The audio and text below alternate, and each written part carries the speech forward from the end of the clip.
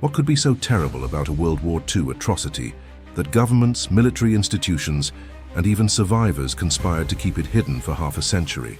What massacre was so politically inconvenient, so morally complex, or so devastating to carefully constructed historical narratives that it remained buried in classified files, unspoken memories, and deliberate silence until 1995? The answer lies not in a single massacre, but in the systematic pattern of concealment that surrounded certain wartime atrocities, events that challenged comfortable assumptions about heroes and villains, that complicated post-war alliances, or that threatened to reopen wounds that powerful institutions preferred to keep closed. Throughout World War II, numerous massacres occurred across multiple theaters of conflict. Some became immediate international scandals, their perpetrators prosecuted and their victims memorialized. Others vanished into historical obscurity, their stories suppressed through a combination of classified documents, political expedients, Cold War calculations, and the deliberate silence of those who knew what had happened but chose not to speak. The massacres that remained hidden until the 1990s share common characteristics. They often involved Allied forces or Allied-aligned groups. They occurred in contexts where revealing them would complicate post-war political arrangements, or they implicated institutions and individuals who held power in the decades following the war. The year 1995 marked a watershed in World War II historical revelation. The 50th anniversary of the war's end prompted many governments to declassify documents that had been sealed for decades. Aging survivors, recognizing they had limited time remaining to tell their stories, began breaking lifelong silences. Historians gained access to archives that had been closed since the war's end. The collapse of the Soviet Union had opened Eastern European archives containing documentation of events that had been state secrets for half a century. The confluence of these factors created conditions in which long-hidden massacres could finally be acknowledged, investigated, and integrated into public understanding of the war. This exploration examines why certain World War II massacres remained hidden until 1995, what mechanisms of concealment kept them secret, who benefited from their suppression, and what their eventual revelation tells us about how societies remember war, construct historical narratives, and decide which truths can be spoken and which must remain silent. The story of hidden massacres is not merely about historical events, but about the politics of memory, the power of institutions to control information, and the courage required to confront uncomfortable truths about the past. World War II produced violence on an unprecedented scale, with approximately 70 to 85 million deaths worldwide, including combatants and civilians. Within this massive death toll, certain categories of killing received immediate attention and condemnation, while others were obscured, minimized, or deliberately concealed. The Holocaust, though its full scope was not immediately understood, became known relatively quickly and formed the centerpiece of post-war prosecutions at Nuremberg. Nazi atrocities against civilians in occupied territories were documented extensively by Allied investigators and became central to the narrative of Nazi evil that justified the Allied war effort. However, not all wartime massacres fit neatly into this narrative framework. Some atrocities were committed by Allied forces or by groups affiliated with the Allies. Others occurred in contexts where acknowledging them would complicate the emerging Cold War alignment of forces. Still others involved civilian populations, whose suffering was considered less important than maintaining political relationships or institutional reputations. The decision about which atrocities to publicize and which to suppress was not random, but reflected specific political, military, and diplomatic calculations. The immediate post-war period saw extensive documentation and prosecution of Axis war crimes through the Nuremberg and Tokyo tribunals, as well as numerous smaller trials conducted by individual Allied nations. These proceedings established important precedents in international law and created a documentary record of Nazi and Japanese atrocities. However, the tribunal process was selective by design, focusing on defeated enemies while largely exempting Allied actions from similar scrutiny. This selectivity was understood at the time as necessary for practical and political reasons, but it created a framework in which certain categories of wartime violence remained unexamined. The onset of the Cold War profoundly shaped which wartime events could be discussed and which had to be suppressed. Former enemies became allies and former allies became adversaries. West Germany, quickly integrated into the Western alliance against the Soviet Union, required rehabilitation rather than continued condemnation. The Soviet Union, which had been an essential ally during the war, became the primary adversary in the post-war period, complicating how Soviet wartime actions could be characterized.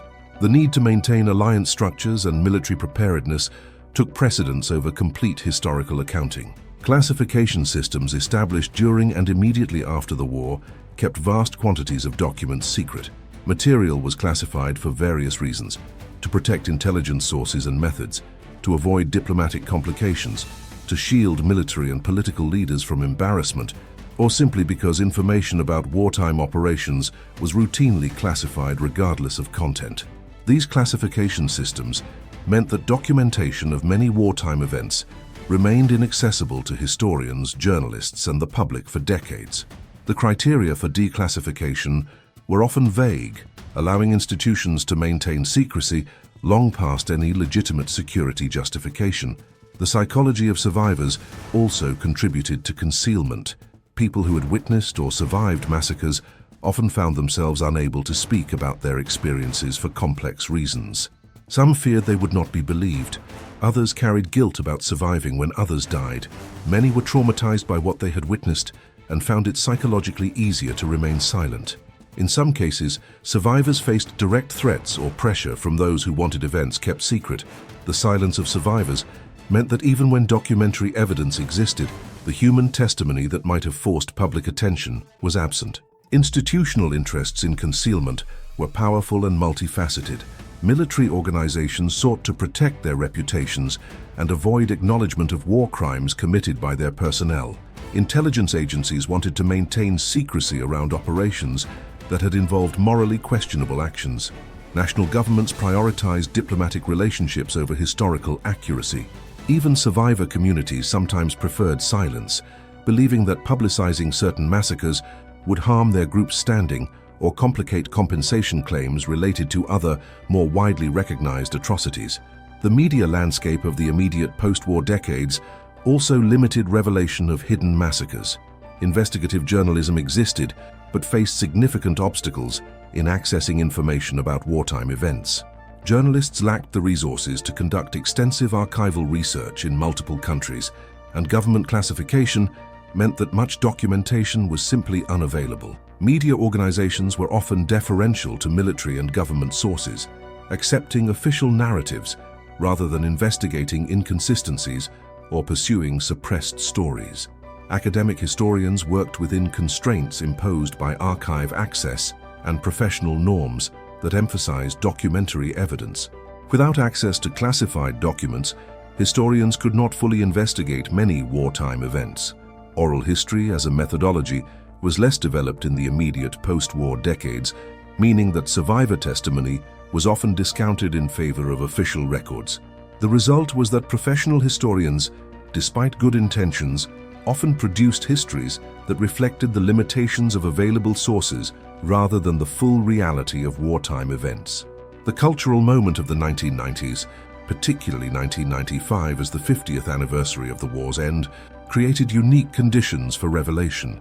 A generation of leaders who had fought in or directly managed the war had largely passed from power, reducing personal stakes in maintaining certain silences. The Cold War's end meant that political calculations that had demanded suppression of certain information no longer applied. Technological advances in document preservation and access made archives more easily searchable. A generation of historians trained in new methodologies was asking different questions about the war than their predecessors had asked. The suppression of World War II massacres until 1995 required active efforts by multiple institutions and individuals over decades. These efforts took various forms, from formal classification of documents to informal social pressure on survivors to remain silent. Understanding these mechanisms reveals how historical knowledge can be systematically controlled and how long even well-documented events can remain outside public consciousness. Document classification represented the most straightforward mechanism of concealment. Governments classified vast quantities of wartime documents, often for legitimate security reasons, but sometimes to avoid embarrassment or political complications. Classification systems varied by country, but generally involved multiple levels of secrecy, with the most sensitive documents restricted to very small numbers of people. Declassification procedures existed, but were often slow, bureaucratic, and subject to the discretion of officials who had institutional interests in maintaining secrecy. In the United States, the automatic declassification system that eventually operated on a 25 or 50-year schedule was not established until the 1970s, and even then, many documents remained classified beyond these timeframes under various exemptions. British classification operated under similar principles, with the 30-year rule theoretically making most documents public after 3 decades, though sensitive materials could be held longer. Soviet and Eastern European archives remained essentially closed to outside researchers until the system's collapse in the early 1990s. These classification regimes meant that documentation of many wartime events, even when it existed in government files, remained inaccessible for decades. Active suppression went beyond mere classification to include destruction of evidence. In some cases, documents relating to controversial wartime events were deliberately destroyed rather than archived. Orders were given verbally rather than in writing to avoid creating documentary evidence. After-action reports were altered or sanitized to remove references to problematic events. Photographs and film footage were confiscated and never returned to official archives. This active destruction of evidence made it difficult or impossible for later historians to fully reconstruct certain events even after classification periods expired. Witness intimidation, both subtle and overt, kept survivors silent. Military personnel who witnessed massacres or other atrocities were sometimes ordered not to discuss what they had seen, with the understanding that violation of such orders could result in court-martial or other punishment. Civilians who witnessed events were threatened with legal consequences if they spoke publicly. In some cases, survivors who did attempt to report massacres found themselves ignored, dismissed as unreliable, or even accused of fabricating stories for attention or compensation. The message was clear. Speaking about certain events carried risks and would likely accomplish nothing. The manipulation of narrative framework shaped how wartime events were discussed when they were discussed at all. Events that could not be entirely suppressed were reframed in ways that minimized their significance or justified them as necessary evils of war. Massacres were described as tragic accidents or regrettable but unavoidable consequences of combat operations. Responsibility was diffused across organizational structures, making it difficult to assign accountability to specific individuals or units. The language used to describe events was carefully chosen to avoid terms like massacre or war crime that carried legal and moral weight. Academic gatekeeping played a role in suppression by controlling which topics were considered legitimate subjects of historical inquiry. Historians who attempted to research suppressed massacres found it difficult to get funding, faced obstacles in accessing archives, and sometimes encountered resistance from senior scholars who had built careers on official narratives. Academic publications were reluctant to accept articles on controversial topics that challenged established historiography, especially when based on oral testimony rather than documentary evidence. Graduate students were advised to avoid controversial topics that might harm their career prospects. Media self-censorship and institutional relationships with government and military sources limited investigative reporting on suppressed massacres. News organizations that maintained access to official sources understood that publishing stories embarrassing to those sources could jeopardize future access. During the Cold War, media often aligned with national security objectives, accepting that certain information should remain secret in the interest of national defense. Journalists who pursued suppressed stories sometimes found their work blocked by editors or publishers who deemed the material too controversial or potentially damaging to national interests. Survivor communities themselves sometimes participated in concealment, though their motivations differed from those of governments and militaries. Some survivor groups calculated that publicizing certain massacres would harm their broader claims for recognition and compensation. Others feared that revelation of complex events, where victims themselves had engaged in violence, would be used to diminish sympathy for their suffering. Internal community pressure to maintain unified narratives meant that individuals who wanted to discuss complicated events sometimes faced ostracism from their own communities. The passage of time itself served as a mechanism of concealment. As years passed and witnesses aged, memories faded, and the number of people who could testify to events diminished. Children who had witnessed massacres became adults who had families and careers, and often chose not to burden their children with traumatic knowledge. The generation that fought the war gradually died, taking with them first-hand knowledge of events that had never been properly documented. Institutional memory faded as personnel rotated and records were misfiled or forgotten in archives. Legal structures sometimes protected perpetrators and discouraged revelation. Statutes of limitations on war crimes in some jurisdictions meant that perpetrators could not be prosecuted decades after events, reducing the urgency of investigation. Amnesties granted to certain categories of war criminals as part of post-war political arrangements created legal barriers to accountability. The doctrine of superior orders, while rejected at Nuremberg, was sometimes invoked informally to excuse actions taken by personnel following commands. These legal complexities made it difficult to pursue accountability even when events became known. International political considerations demanded suppression of certain information to maintain alliances and diplomatic relationships. Revelations about Allied war crimes or about atrocities committed by groups the Allies had supported could undermine the moral clarity of the war narrative that justified Western Cold War positions. Information about Soviet atrocities was sometimes suppressed when the Soviet Union was an ally, then emphasized during the Cold War, then sometimes suppressed again when détente required reducing tensions. The political utility of information determined whether it could be revealed. While numerous World War II massacres remained hidden until the 1990s, certain cases illustrate the patterns and mechanisms of concealment particularly clearly. These cases involve different perpetrators, different victims, and different reasons for suppression, but they share the common feature of being substantially unknown to the public until around 1995, when various factors converged to bring them into historical consciousness. The massacres at Marzabotto and surrounding Italian villages by German forces in September-October 1944 resulted in the deaths of approximately 770 civilians, including many women, children, and elderly. These killings occurred as part of German anti-partisan operations and were well documented by survivors and Allied investigators. However, a substantial investigation into these crimes, which revealed the identities of perpetrators and the chain of command authorizing the massacres, remained hidden in a storage room at a Rome military prosecutor's office until 1994. These documents, which came to be known as the Cabinet of Shame, contained evidence of hundreds of Nazi war crimes in Italy that had never been prosecuted.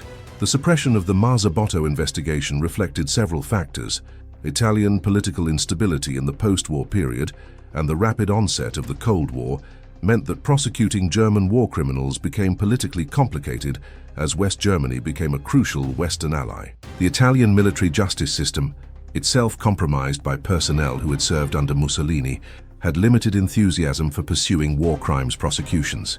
The documents were deliberately hidden, apparently by officials who believed that pursuing these cases would damage Italy's relationship with West Germany or would reopen uncomfortable questions about Italian complicity in wartime atrocities. When journalist Franco Giustolisi discovered the Cabinet of Shame in 1994 and publicized its contents in 1995, it sparked renewed prosecutions of elderly former SS officers and prompted a broader reckoning with how Italy had managed war crimes accountability. The revelation demonstrated that documentary evidence of major massacres could remain hidden for 50 years within a government archive, and that the decision to keep such evidence hidden was often motivated by post-war political calculations rather than legitimate security concerns. The mass execution of Italian prisoners of war by German forces on the Greek island of Kefalonia in September 1943 resulted in approximately 9,000 deaths. Following Italy's surrender to the Allies, Italian troops on Kefalonia initially resisted German demands to disarm. After brief fighting, the Italians surrendered, and the Germans proceeded to execute thousands of Italian officers and soldiers in violation of the laws of war. Survivors were few, and the massacre received limited attention in the immediate post-war period. The Kefalonia massacre was known to Allied authorities, but received little publicity, partly because it complicated narratives about Italian participation in the war. Italy had been an Axis power and was responsible for its own war crimes, particularly in the Balkans and North Africa. Emphasizing Italian victimization by Germany risked obscuring Italian responsibility for atrocities. Additionally, the massacre occurred in a context of complicated Greek politics, with various Greek resistance factions fighting each other, as well as the Germans, and some Italian units had previously been part of the occupation force that Greeks resented. The full story of Kefalonia began emerging in the 1990s as historians gained access to German archives and as Italian efforts to document the fate of soldiers killed during the war intensified. The publication of Louis de Bernier's novel Captain Corelli's Mandolin in 1994, which dramatized the massacre, brought it to broader public attention. Academic research in the mid-1990s established the full scale of the killings and identified some perpetrators.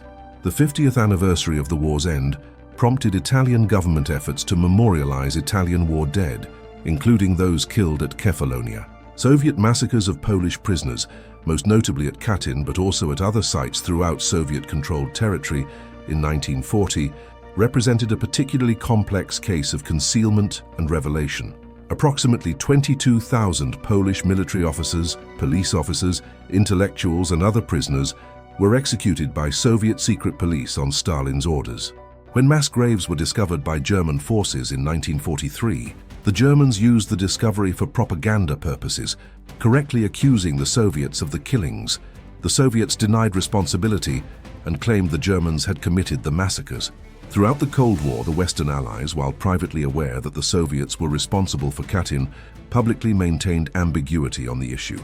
Definitively accusing the Soviet Union of the massacre would complicate the wartime alliance's legacy and interfere with Cold War diplomacy. Polish communities in the West knew the truth and maintained memorials to the victims, but official acknowledgement from Western governments was carefully hedged. In Poland itself, under communist control, the subject was forbidden, and Soviet responsibility could not be publicly stated. Only in 1990 did the Soviet Union officially acknowledge responsibility for the Katyn massacre, and full documentation began to emerge from Soviet archives in the years following.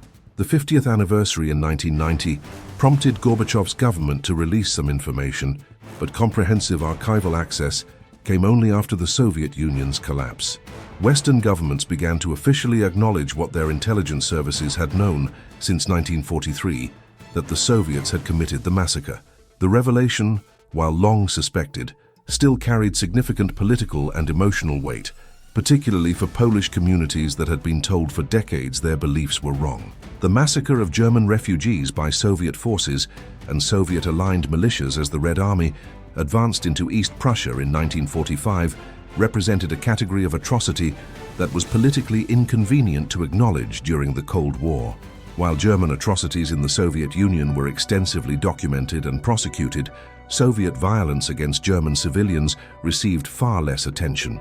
Massacres of German refugees fleeing westward, rapes of German women, and brutal treatment of German prisoners of war were known to have occurred, but were not emphasized in Western narratives.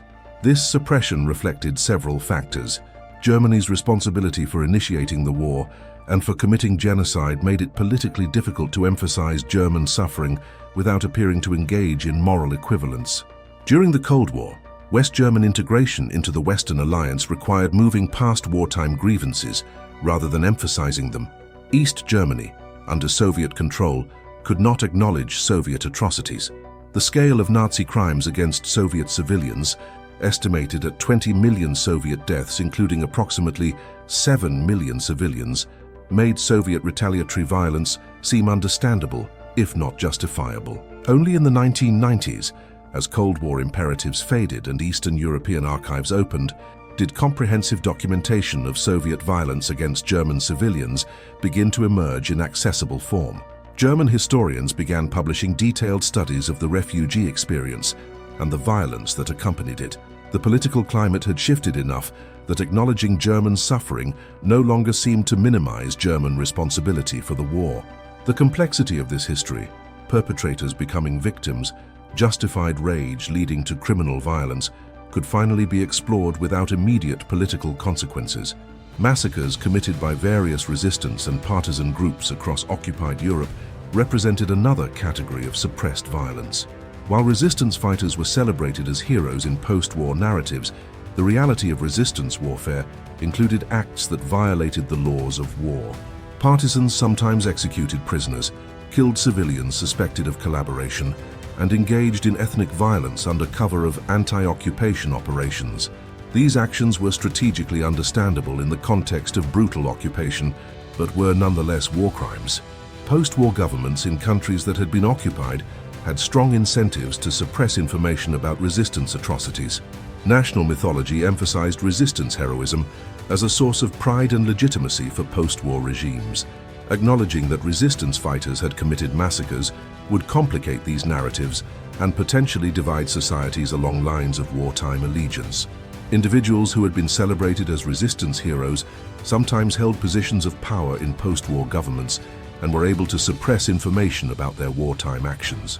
The 1990s saw increasing willingness to examine the full complexity of resistance warfare. Historians in France began to document excesses committed during the Épuration Sauvage, the wild purge of collaborators after liberation.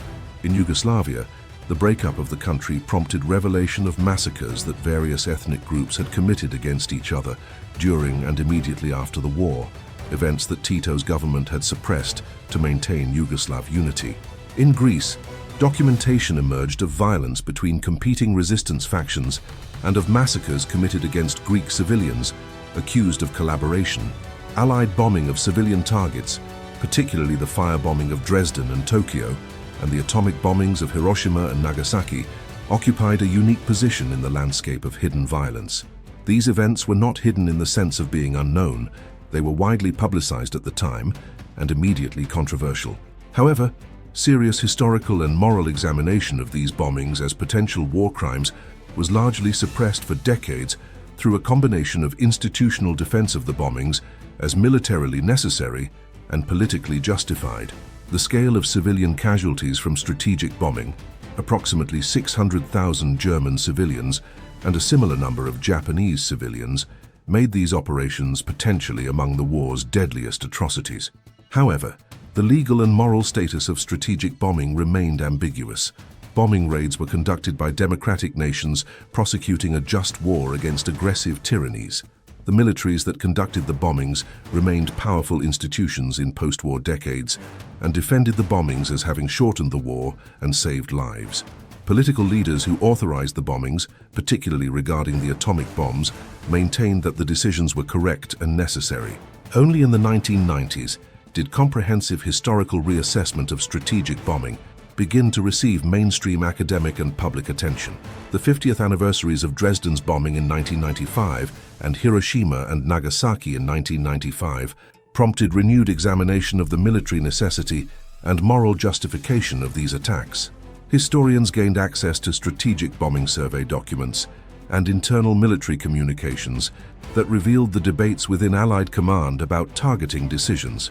The end of the Cold War, which had made nuclear weapons central to strategic doctrine, allowed more critical examination of the decision to use atomic weapons. The revelation of hidden massacres in 1995 and surrounding years was intimately connected to changing patterns of archival access. Archives are not neutral repositories of information, but are institutions shaped by political, legal, and bureaucratic considerations that determine what is preserved, how it is organized, and who can access it. Understanding how archives operate illuminates why certain information remained hidden for decades and what changed to make revelation possible. National archives established after World War II operated under classification systems that restricted access to sensitive materials. In the United States, the National Archives held vast quantities of World War II documents, but significant portions remained classified under various statutes. The Freedom of Information Act, passed in 1966 and strengthened in subsequent decades, created mechanisms for declassification, but the process was slow and subject to national security exemptions. Researchers seeking specific documents could file requests, but without knowing what documents existed, requesting them was impossible. British archives operated under the 30-year rule, which theoretically made government documents public after 3 decades, but with significant exceptions. Documents relating to intelligence operations, diplomatic negotiations involving sensitive relationships, and materials deemed potentially damaging to living individuals could be withheld beyond the 30-year period. The Public Record Office, later the National Archives, contained extensive World War II materials, but researchers found that significant portions of collections relating to sensitive topics remained closed or heavily redacted. German archives presented complex challenges. Documents from Nazi Germany were scattered across multiple countries, captured by various Allied nations, and held in their archives, divided between East and West Germany during the Cold War, and subject to different access rules in different jurisdictions. The Federal Archives in Germany held extensive materials, but researchers also needed to consult archives in the United States, Soviet Union, Britain, and France. Reunification in 1990 consolidated some holdings, but created new challenges as East German archives were integrated into the federal system. Soviet and Eastern European archives remained essentially closed to Western researchers throughout the Cold War. These archives contained documentation not only of Soviet operations, but also of German activities in occupied Soviet territory, since the Soviets had captured extensive Nazi records.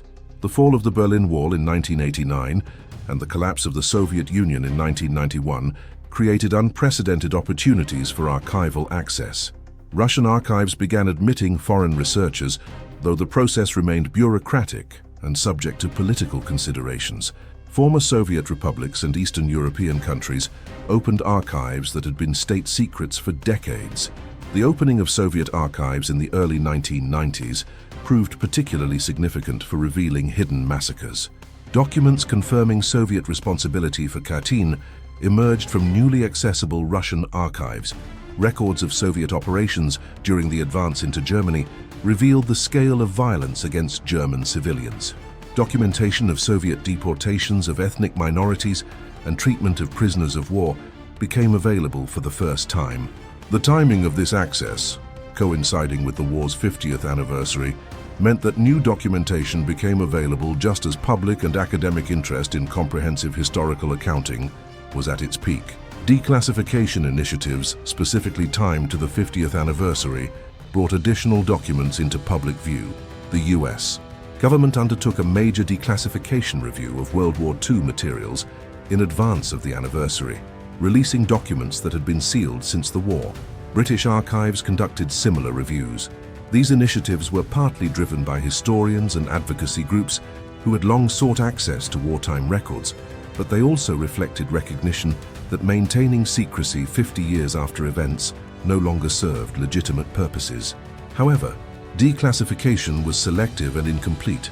Documents relating to intelligence sources and methods often remained classified. Materials that might damage relationships with allied nations were sometimes withheld. Documents that implicated institutions or individuals in criminal activity or policy failures faced additional scrutiny. Researchers found that even within declassified collections, significant portions were redacted. The declassification process itself became a subject of historical inquiry, as scholars examined how classification decisions shaped historical knowledge. The physical organization of archives affected what could be discovered. Documents relating to massacres might be scattered across multiple collections, filed under different subject headings, or misfiled entirely. Finding aids and catalogues essential for navigating large archives were often incomplete or outdated. Researchers needed detailed knowledge of bureaucratic structures and filing systems to locate relevant materials. The Cabinet of Shame in Italy sat in a storage room for 50 years, partly because it was physically separated from the main archive and not included in the catalogue system. Digital technologies beginning to emerge in the 1990s transformed archival research. Digitization projects made some documents accessible without physical travel to archives. Digital search capabilities allowed researchers to find materials that manual searching might miss. Online catalogues and finding aids made it possible to identify relevant collections before visiting archives. However, digitization was expensive and slow, and most archival materials remained in physical form only. The digital divide meant that well-funded researchers and institutions had advantages over others in accessing materials. Language barriers affected archival access significantly. Documents in German, Russian, Polish, Italian, Japanese, and numerous other languages required researchers to have extensive language skills or funding for translators. Many important documents remained unused simply because few researchers had the language skills to read them. Collaborative international research projects became increasingly important for overcoming language barriers, with researchers from different countries working together to access and analyze materials in multiple languages. Private archives and personal papers, held by individuals and families, contained documentation that national archives did not. Soldiers and officers had kept personal diaries, letters, and photographs that never entered official records. Survivors had preserved materials documenting their experiences. In some cases, perpetrators or witnesses had kept documents as insurance or simply as personal records. The 1990s saw increasing recognition that these private holdings contained historically significant materials, and efforts to collect and preserve them intensified as the generation that lived through the war reached advanced age. Oral history projects conducted in the 1990s captured testimony from survivors, witnesses, and participants in events that written records documented inadequately or not at all.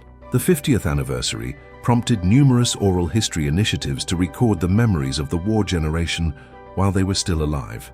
These projects revealed information about massacres that had left little documentary trace, either because documentation was destroyed or because events occurred in contexts where formal record-keeping did not occur. Oral testimony had limitations, memory is fallible, and 50 years creates significant potential for distortion, but it provided crucial information that documents alone could not. The suppression of World War II massacres cannot be understood without examining the political calculations that made revelation inconvenient or dangerous for powerful actors. The Cold War imposed a particular framework on how wartime events could be discussed, with consequences for which atrocities could be acknowledged and which had to remain hidden. Understanding these political imperatives explains why 1995, after the Cold War's end, became a moment when suppressed information could finally emerge. The rapid transformation of Germany from enemy to ally complicated how German wartime atrocities could be discussed, particularly those committed late in the war. West Germany's integration into NATO and its position as a frontier state facing the Soviet bloc made German rearmament and German partnership essential to Western strategy.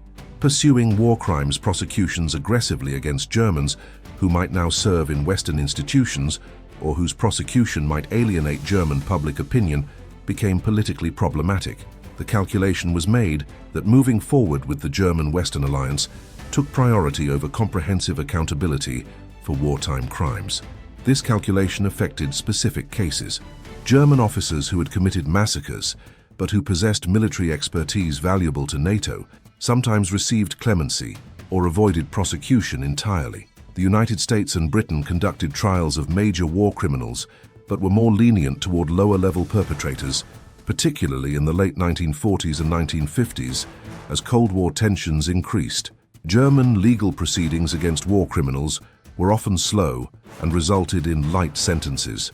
The political imperative to maintain German partnership meant that revelations about specific massacres, particularly those that would implicate individuals now serving Western interests, were discouraged. The Soviet Union's transformation from ally to adversary created opposite pressures regarding Soviet wartime actions. During the war, Allied governments suppressed information about Soviet atrocities to maintain the alliance against Germany. Soviet massacres of Polish prisoners, brutal treatment of populations in occupied territories, and widespread rape and pillage during the advance into Germany were known to Western intelligence but not emphasized in public communications. The priority was maintaining the coalition needed to defeat Nazi Germany. After the war, as Cold War tensions escalated, Western governments faced a dilemma. Publicizing Soviet wartime atrocities would serve Cold War propaganda purposes and justify Western opposition to Soviet expansion. However, doing so would require acknowledging that Western governments had allied with a regime that committed mass atrocities, raising uncomfortable questions about Allied moral authority. Additionally, definitively proving Soviet responsibility for events like Katyn required access to Soviet archives that Western governments did not have. The approach became one of calculated ambiguity. with Western governments insinuating Soviet guilt without formal accusations. The politics of decolonization affected how wartime events involving colonized peoples could be discussed. Various Asian and African populations had complex experiences during World War II, sometimes collaborating with Axis powers against colonial rulers, sometimes fighting alongside Allied forces while demanding independence in return, sometimes suffering atrocities from both sides. Acknowledging massacres involving colonial troops or populations raised questions about the legitimacy of colonial rule and the treatment of non-European peoples by European powers. For example, the Bengal famine of 1943, which killed approximately 3 million Indians, resulted partly from British wartime policies that prioritized military needs over civilian welfare. While not a massacre in the direct sense, the famine represented lethal policy that British authorities suppressed information about and later downplayed. Similarly, massacres committed by colonial troops serving Allied forces, or massacres of colonial populations by Japanese forces that colonial powers had failed to prevent, received limited attention because they complicated narratives about European colonial rule and the righteousness of the Allied cause. Israeli politics and the politics of Holocaust memory affected discussion of some wartime events.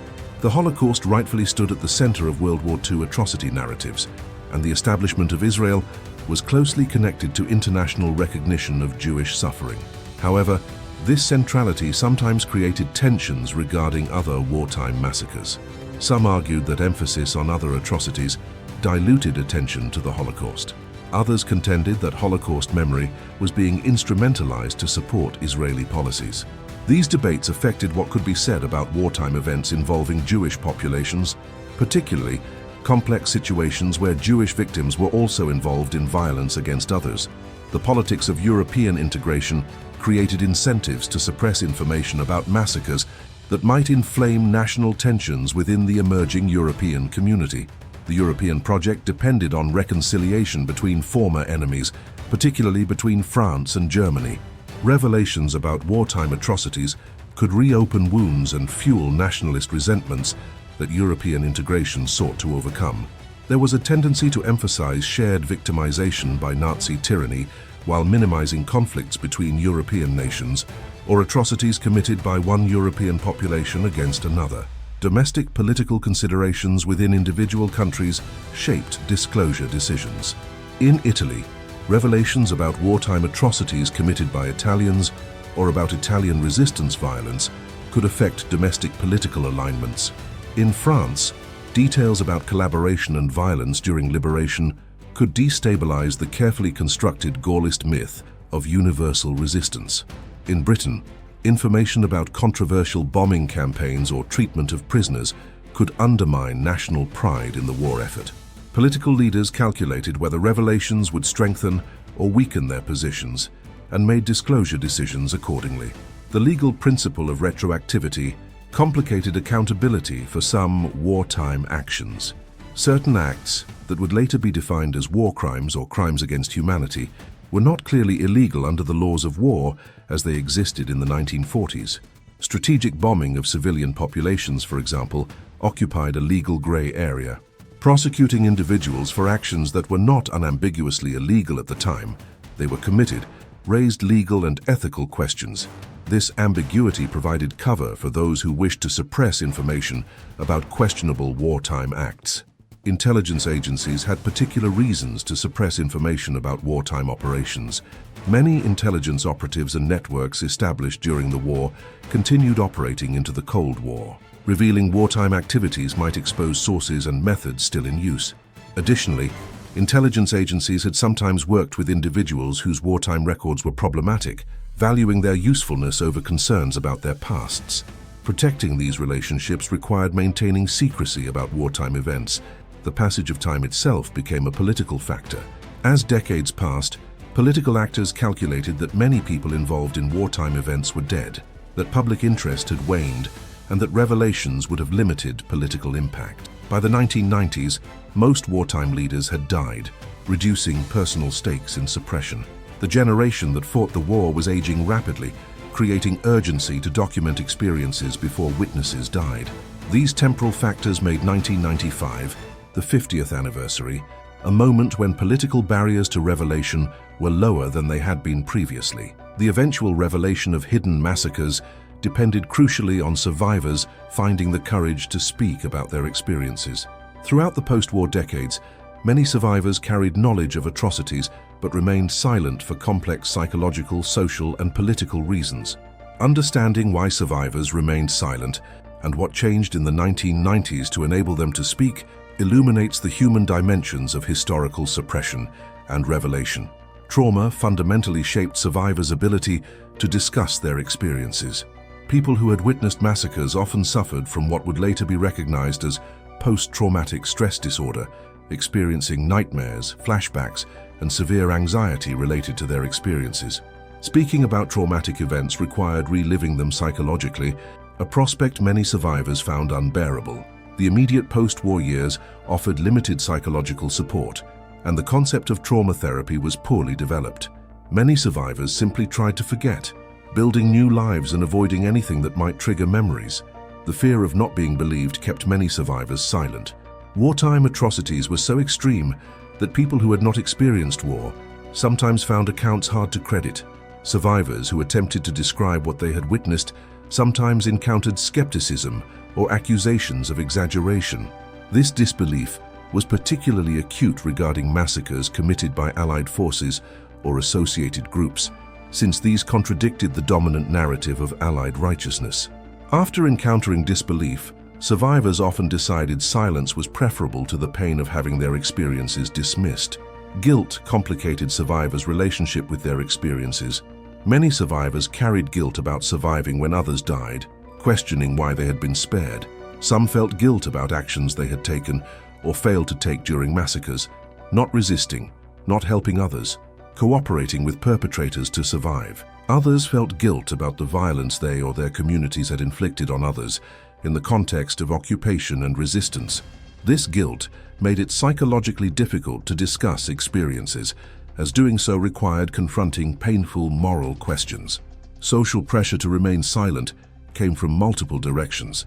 Within families, survivors often chose not to burden their children with knowledge of traumatic experiences, wanting to spare them psychological harm and protect their ability to build normal lives. Communities that had experienced violence sometimes collectively decided that speaking about certain events would perpetuate divisions or prevent healing. Some survivors faced direct threats from perpetrators or from those who wanted events kept secret. Others understood that speaking out might harm family members who remained in places where perpetrators held power.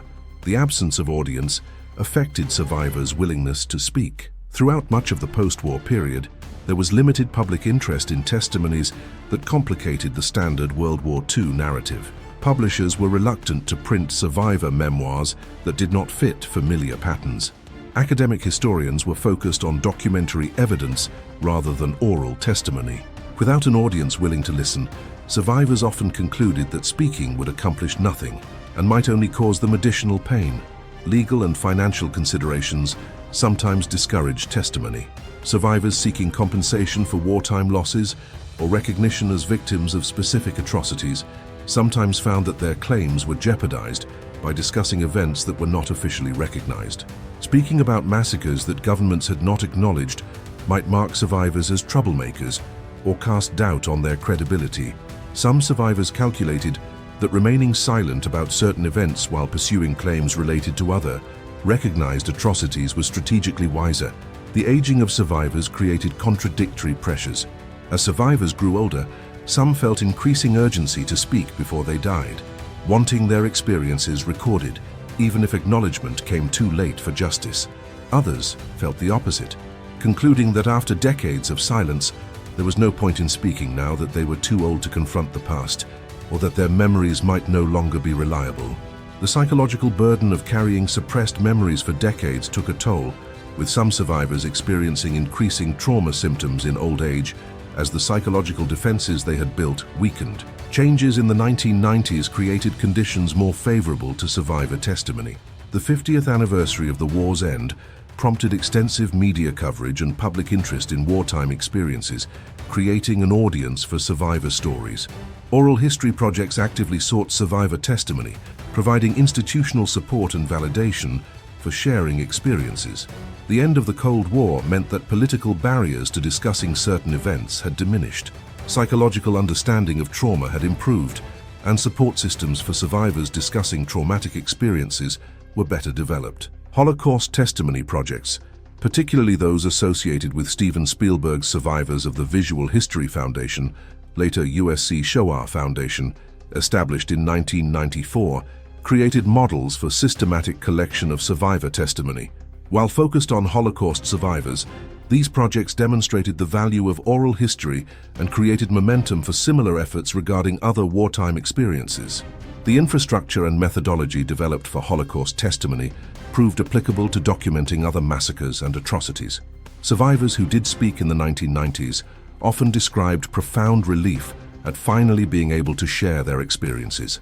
After decades of silence, the opportunity to have their testimony recorded, believed, and preserved provided validation and a sense that their suffering was being acknowledged. Many described the interview process as emotionally difficult, but ultimately cathartic. The knowledge that their testimony would become part of the historical record gave meaning to their survival and ensured that the dead would be remembered. However, speaking also carried costs. Some survivors who broke silence faced backlash from those who wanted events to remain hidden. Family relationships were sometimes strained when survivors shared information that relatives found disturbing or unwelcome. Survivors sometimes faced renewed trauma from discussing experiences they had successfully suppressed for decades. The decision to speak was rarely simple, even when external conditions became more favorable. The testimony survivors provided in the 1990s was invaluable for establishing historical facts about hidden massacres, but it also had limitations. 50 years had passed since events occurred, and memory is fallible even under the best circumstances. Traumatic memories are particularly subject to distortion. Survivors sometimes conflated events that occurred at different times or confused details. Interviewers had to carefully corroborate testimony against other sources while respecting the emotional difficulty of the testimony process. The result was a complex evidentiary picture where oral testimony provided crucial information but required careful interpretation. When hidden massacres were revealed in the 1990s, institutions that had been involved in suppression faced questions about accountability. How should organizations, governments, militaries, churches, academic institutions respond when their role in concealing atrocities became apparent? The various responses revealed much about institutional cultures and about the difficulty of achieving genuine accountability for historical wrongs. Some institutions acknowledged their role in suppression and took steps toward transparency.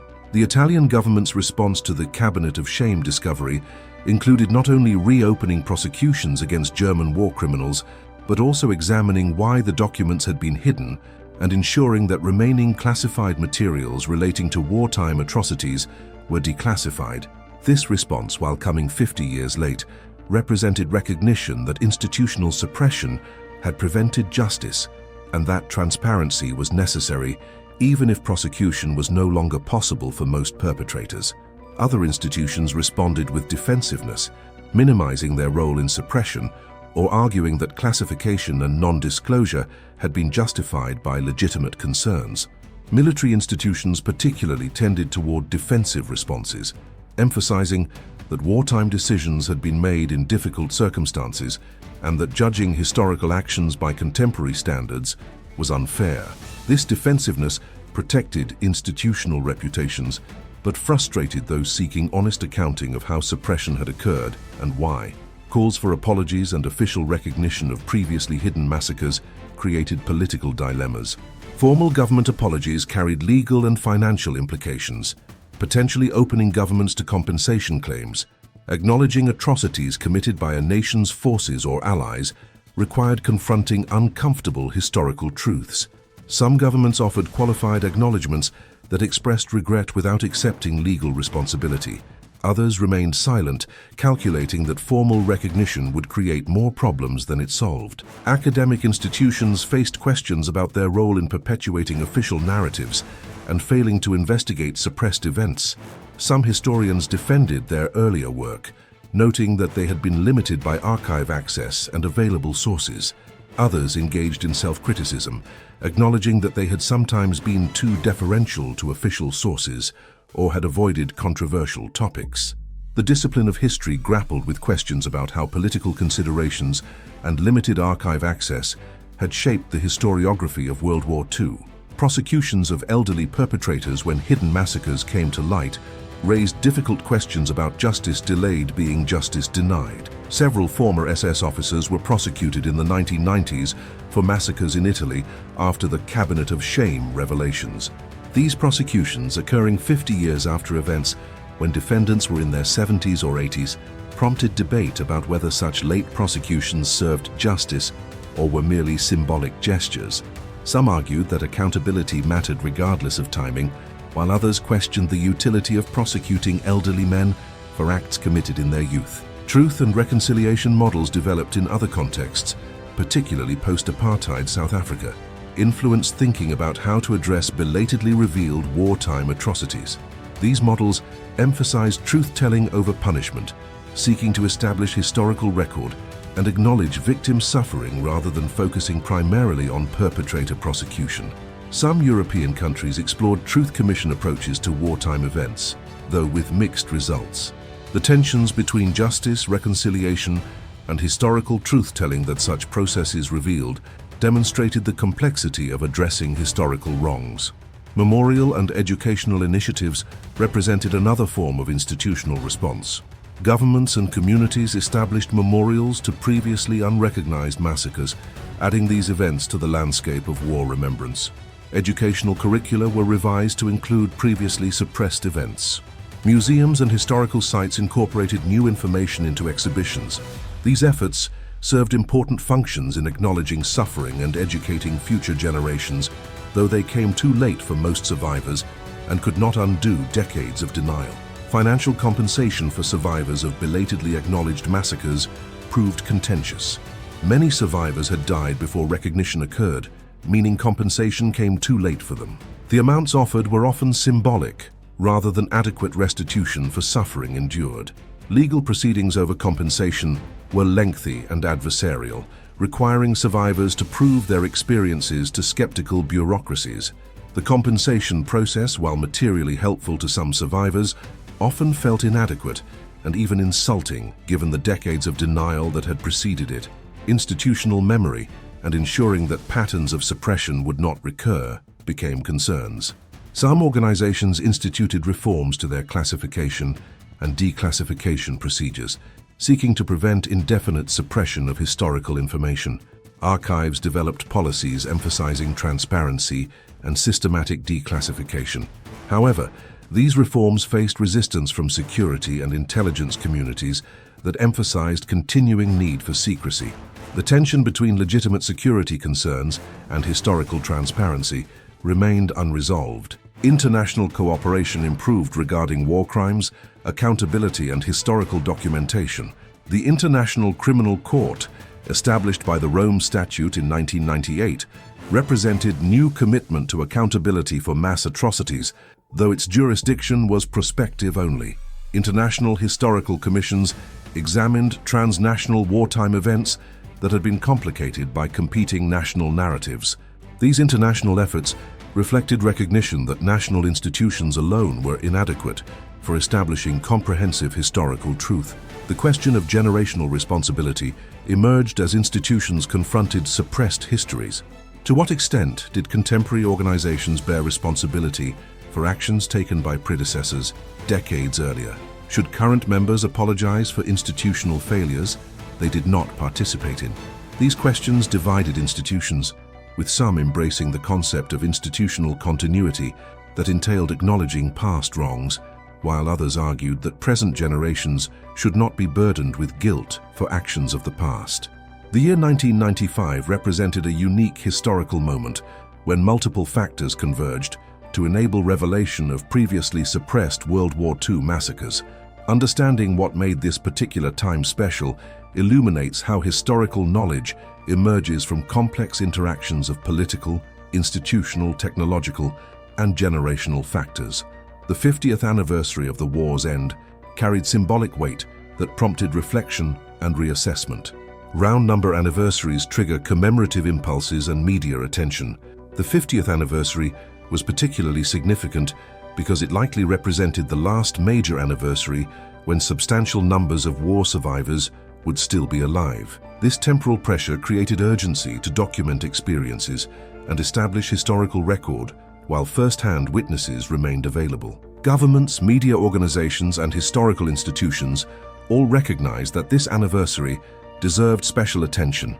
The end of the Cold War, marked definitively by the Soviet Union's collapse in 1991, fundamentally altered the political context for discussing World War II. The ideological struggle that had shaped post-war geopolitics was over, removing political imperatives that had demanded suppression of certain information. Former communist countries were opening archives and reassessing their own histories. Western countries no longer needed to calibrate historical narratives to Cold War strategic requirements. The political space for complicated historical discussions had expanded dramatically. Generational transition played a crucial role. The generation that had fought World War II and held power in the immediate post-war decades was passing from the scene. Political leaders who had personal stakes in maintaining certain narratives about the war had largely left office or died.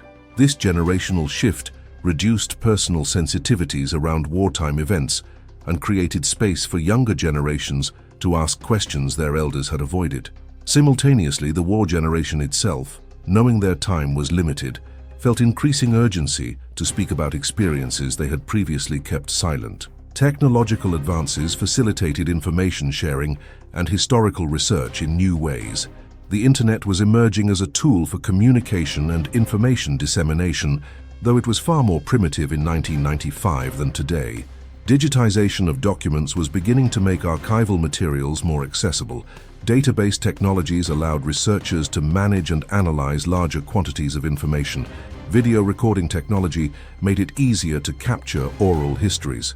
These technological tools, while still developing, expanded what researchers could accomplish and how quickly information could spread once revealed. Academic methodologies had evolved to incorporate oral history and give greater weight to survivor testimony.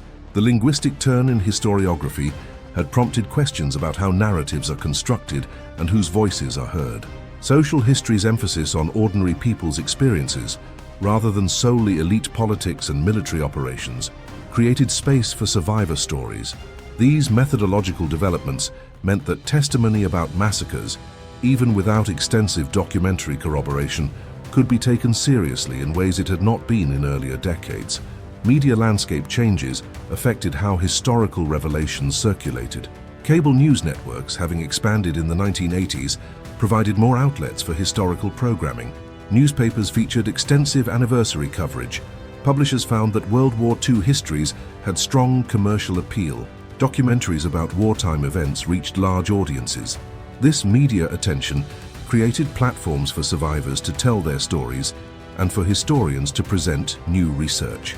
The commercial viability of World War II content incentivized investigation and revelation. Legal and regulatory changes affecting archive access removed some barriers to historical research. Strengthened freedom of information laws in various countries made it harder for governments to maintain indefinite secrecy. Automatic declassification schedules meant documents were being released, whether or not officials actively wanted them public. International pressure for transparency regarding wartime events increased, with human rights organizations and historical commissions pushing for archive access. These legal and regulatory changes forced institutions to release information they might have preferred to keep secret. Cultural shifts regarding historical memory and victimization created receptiveness to stories of previously unrecognized suffering. The success of Holocaust education and memorialization had established precedents for taking genocide and mass atrocities seriously. Human rights discourse emphasized acknowledging victims and pursuing accountability. There was growing recognition that historical narratives had often excluded certain groups' experiences, and that comprehensive history required incorporating marginalized voices. This cultural context made audiences more receptive to revelations about hidden massacres. International historical commissions examining specific wartime events brought resources and legitimacy to investigations. Joint historical commissions involving multiple countries could access archives and pursue lines of inquiry that individual national efforts could not. These commissions represented commitment to establishing historical truth that transcended national political considerations. Their work often produced definitive documentation of events that had been disputed or suppressed. The cumulative weight of partial revelations created momentum for fuller disclosure. Throughout the 1980s and early 1990s, pieces of information about suppressed events had begun emerging. Journalists had published exposés about hidden documents. Historians had published articles questioning official narratives. Survivors had given interviews to local media or oral history projects. By 1995, enough information was in circulation that comprehensive revelation seemed inevitable, and institutions that had been maintaining secrecy calculated that controlled disclosure was preferable to being forced to acknowledge information piecemeal. However, it is important not to overstate 1995 as a moment of complete revelation. Many wartime atrocities remained hidden beyond 1995. Archives continued to contain classified materials. Survivors continued to die with untold stories. Institutions continued to resist full transparency about their wartime roles. The revelations of 1995 were significant but incomplete, representing progress in historical accounting rather than definitive resolution of all hidden histories. The revelation of previously hidden World War II massacres in and around 1995 demonstrates that historical knowledge is not simply a matter of discovering facts, but involves complex political, institutional, and social processes that determine which facts can be known and discussed. Massacres remained hidden for 50 years, not because evidence did not exist, but because powerful actors had interests in suppression, and because social and political conditions made revelation difficult or dangerous.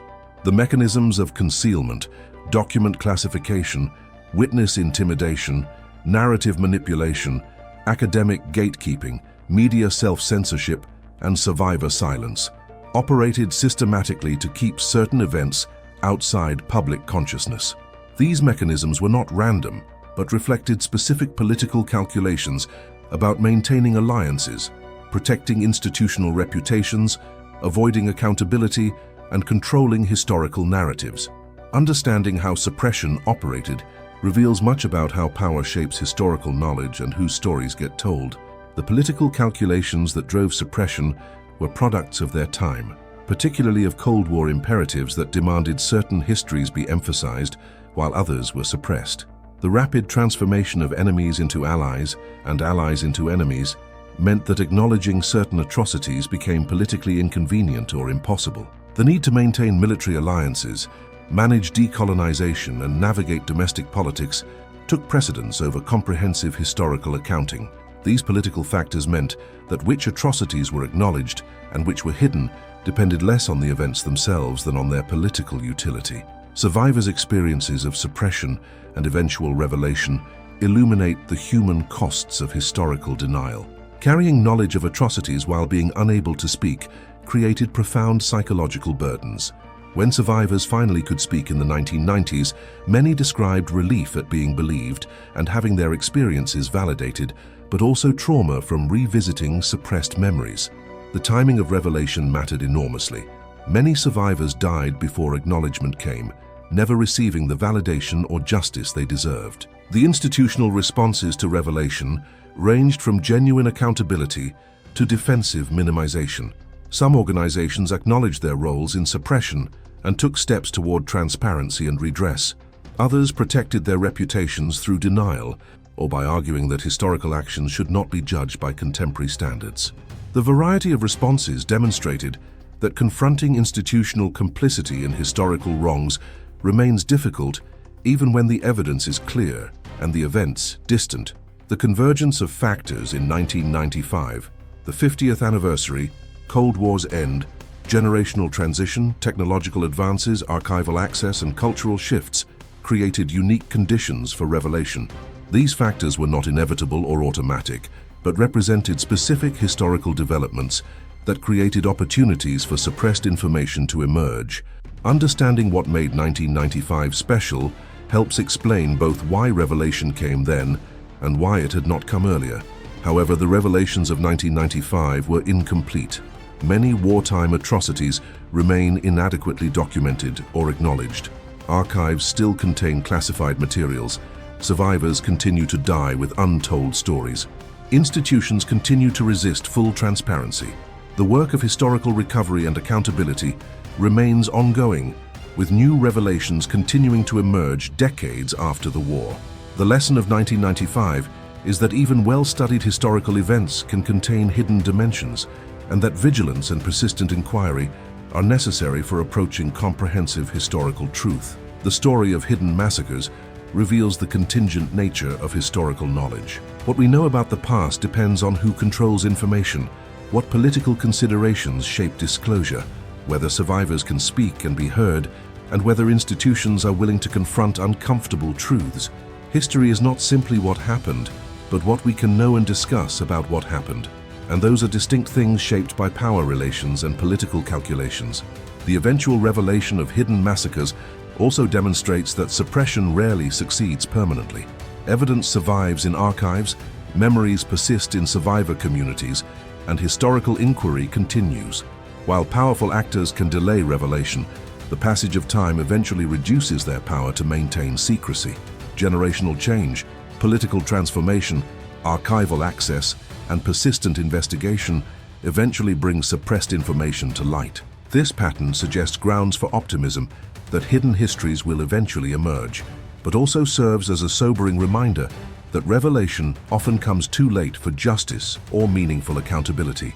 The lessons from studying hidden World War II massacres extend beyond that specific conflict. Contemporary atrocities face similar patterns of denial, suppression, and contested historical memory. Understanding how wartime events were hidden and eventually revealed provides tools for interrogating contemporary situations where atrocities are denied or historical knowledge is suppressed.